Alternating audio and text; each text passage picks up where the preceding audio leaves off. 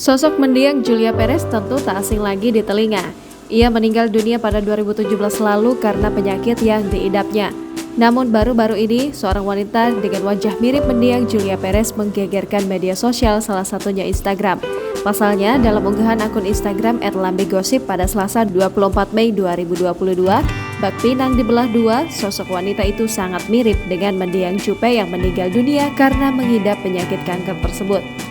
Tampak dalam rekaman video itu, wanita yang memiliki paras sangat mirip dengan mendiang Jupe itu melakukan lip sync lagu milik penyanyi Dere berjudul Berisik.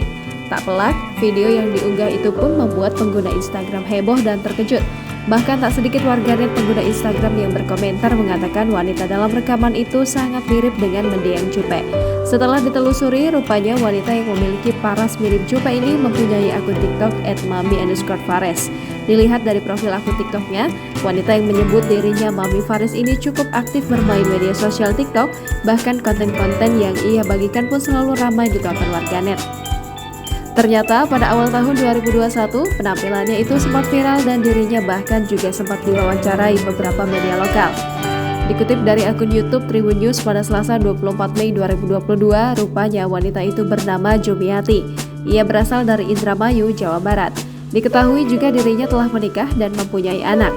Dalam video itu, ia mengatakan jika suaminya lah yang pertama kali mengungkapkan jika dirinya memiliki paras mirip mendiang Jupe. Ia pun mengaku awalnya tak tahu menahu sosok Jupe.